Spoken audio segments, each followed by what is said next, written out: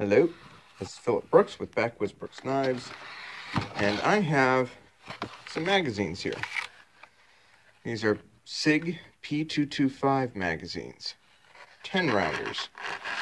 And what they're for is I have a Star model BM pistol. And it needs magazines because I've only got the one. And it's an 8-rounder. So I'll just take that out. Yes, it is loaded because it came right from my belt. And I will set you down for a moment. So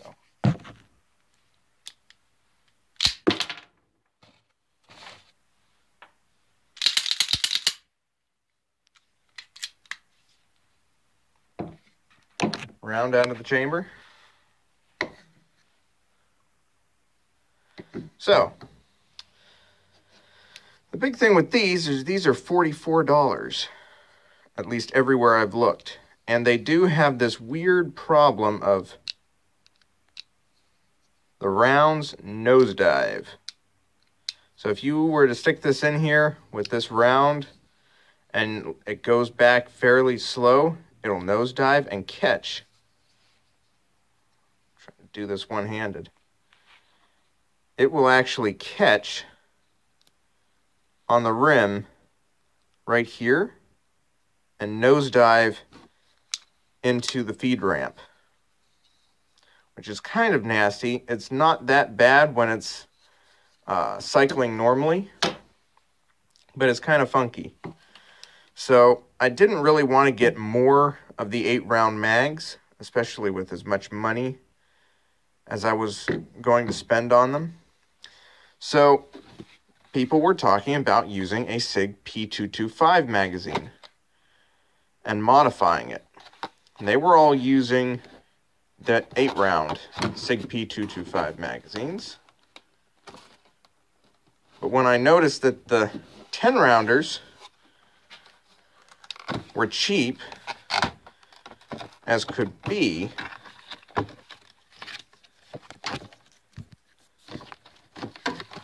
and the other thing is that I got these on a sale from Optics Planet. Great place. They don't sponsor me, but they're still a great place. I got these magazines for $15 a piece, which is crazy considering if an 8-rounder is $44 and I can get a Sig mag that's 10 rounds for only $15. And all I got to do is I'm going to have to cut this a little bit so that it will index the same way that the Star mag does. If you see that cut out right there, I need to mimic that on this Sig mag. Shouldn't be too bad. I think I might actually use a drill bit and drill a small pilot hole. And then I will figure out if my needle file set will cut the rest of it out, and then I can fiddle with how high it is. I'll have to cut it. I'm going to cut this a little bit low and then just gently ease it up until it makes a very solid lockup in the gun. And then I'll cut a little bit more off to make it just a little bit looser so that I've got some slop. It'll lock every time and it'll be nice and sturdy. So, actually, I need to disassemble this, and nobody's ever done this on camera that I've seen with the different tutorials. So, let me see if I can do it with my left hand. So, there's this button right there. Actually, I'm going to switch my hands over and work with my right hand and get just a standard punch. It's lying on the table here. So, to disassemble one of these, use this finger.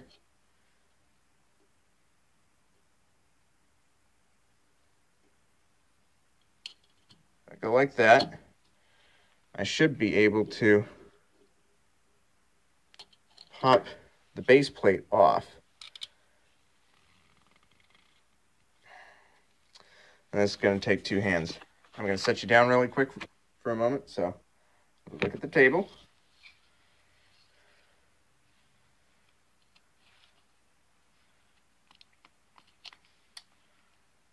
Ooh, she's difficult.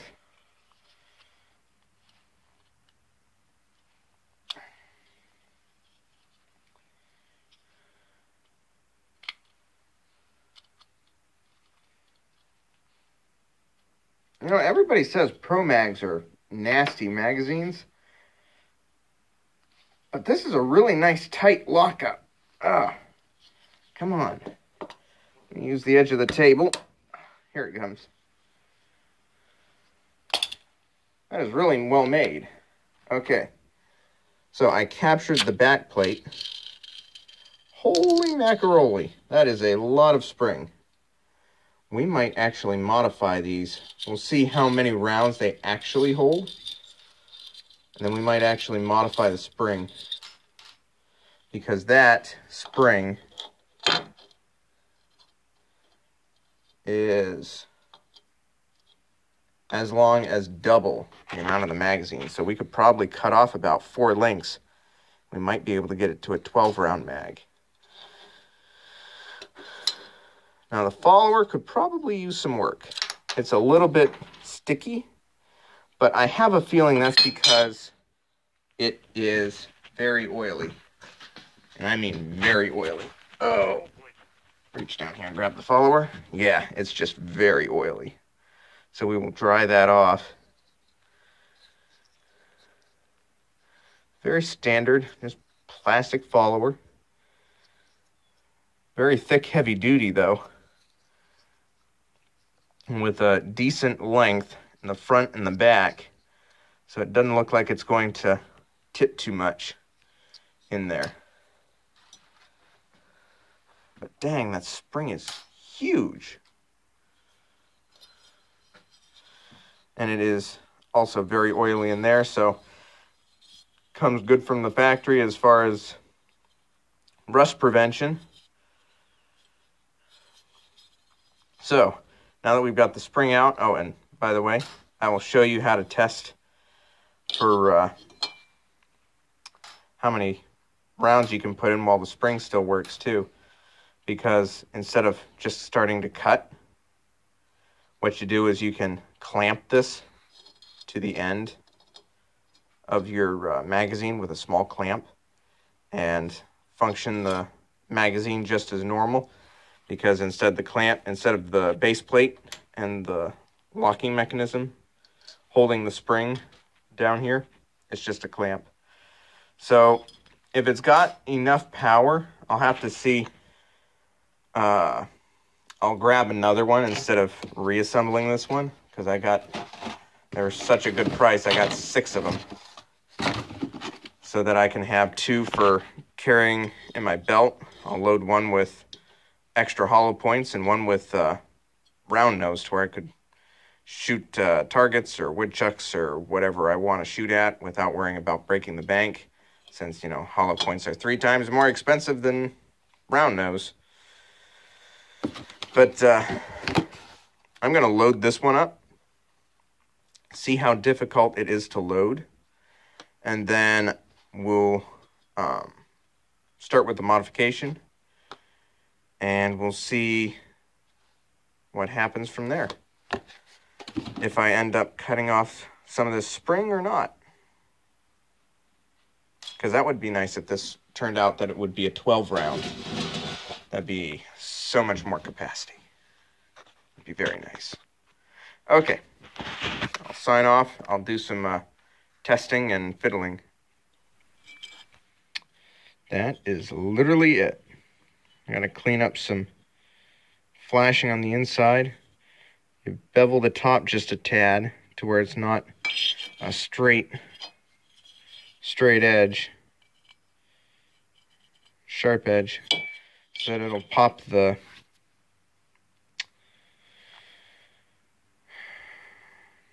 whatchamacallit. Ah, shucks. The magazine catch. I need to bevel that just a tad so that the magazine catch will slide up nice, and then just cut that hole out larger. It locks in perfectly. No movement, no wiggle. And granted, that means that you have to yank the magazine out. There's no drop free. function on this, but you've got a lot of handle in the bottom to yank it free. So let's see. If we go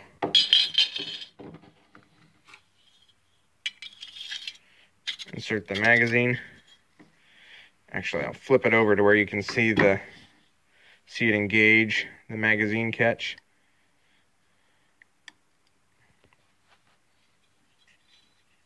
Grab somewhere.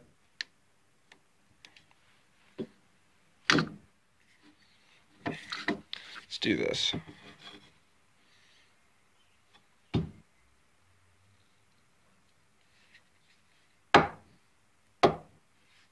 See, it's pushing that.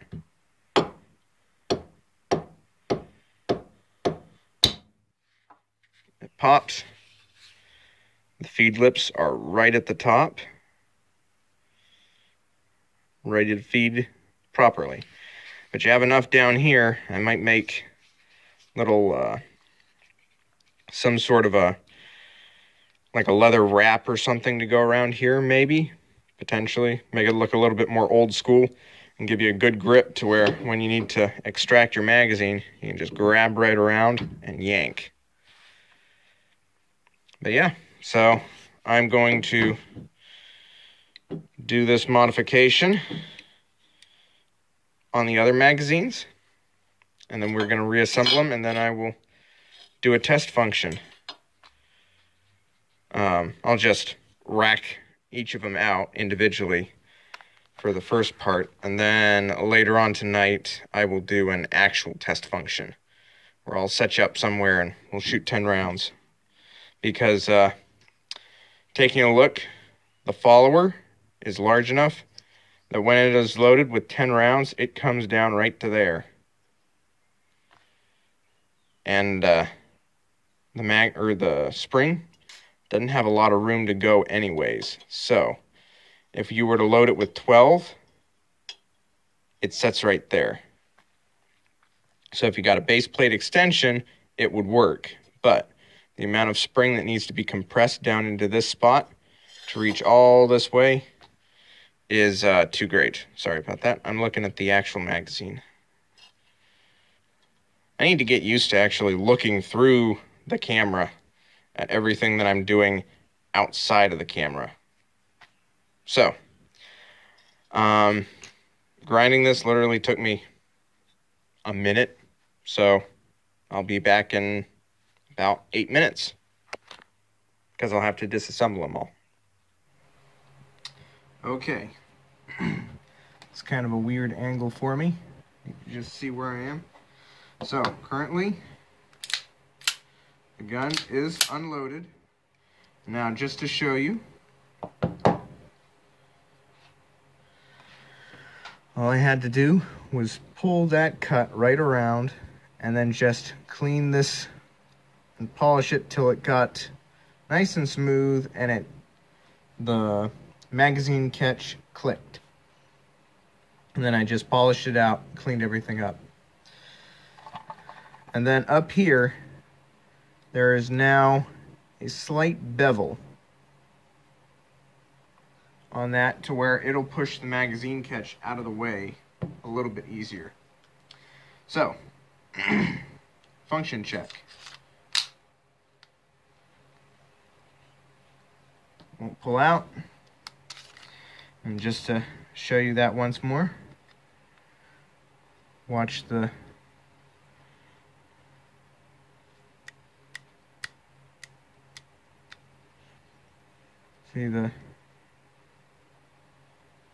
magazine catch button has depressed.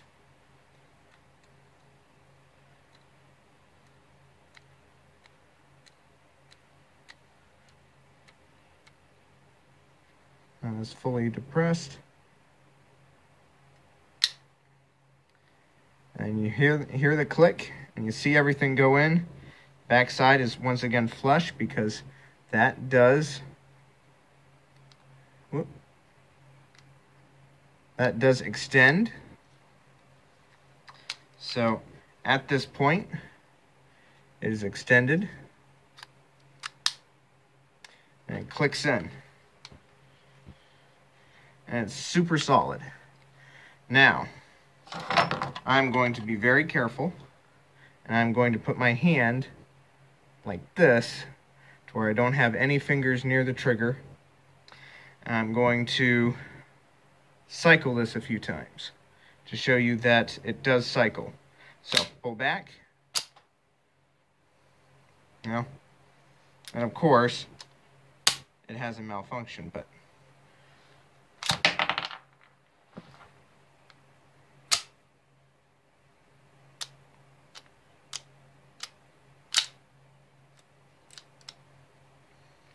crud. Well,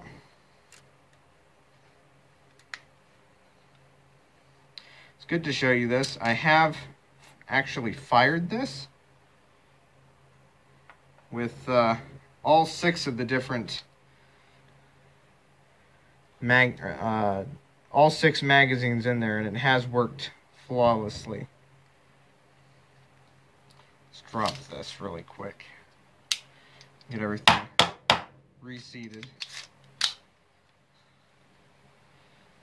And then just push the lever.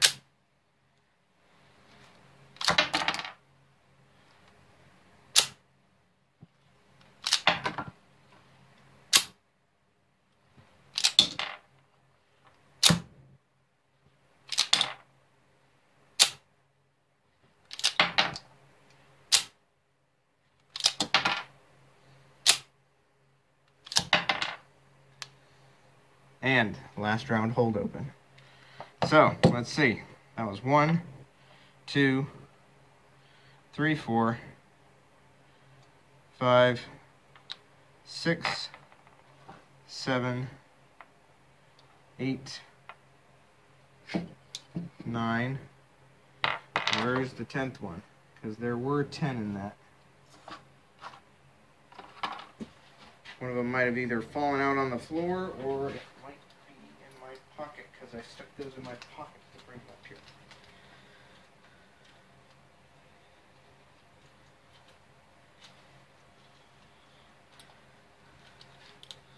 That's concerning. Get the stuff out of my pocket real quick. No, that should be it. Where'd it go? I'm gonna roll it around somewhere here.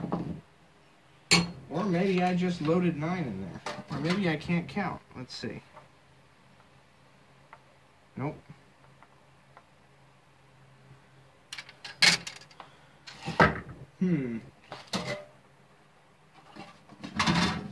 Well, I don't know where the other round went. I'm pretty sure I had 10 in there. That's concerning. Let's go down. See?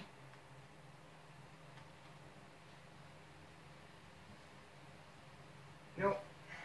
I guess I only had 9 in there. Well, that was interesting. But I can do something. I'll just take one hollow point and show you that it does all fit. So, 1. Actually, let me see if this is in focus. Yes, it is. 2.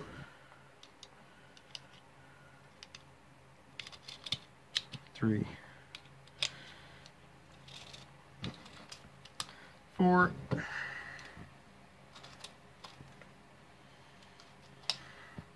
5. 6. 7.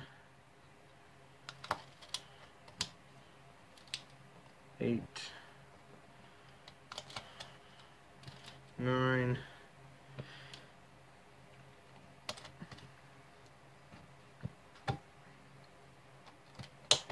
10. So, they do hold 10 rounds.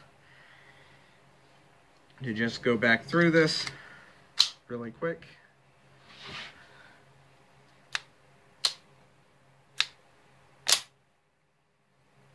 It does chamber around.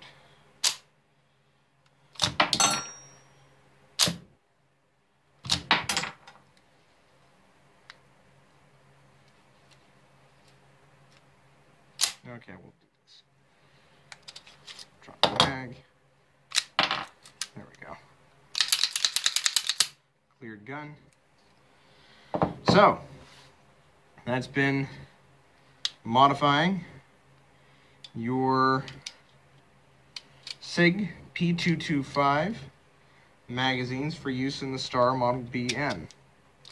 And, great point, you can still use these mags in a Sig mag. Or, not Sig mag, yeah, a Sig gun. Because all you did was extended the magazine catch. Nothing about this has changed otherwise. So this will still work in a Sig just as well as it'll work in your Star. So, this is Philip Brooks with Backwoods Brooks Knives, signing off.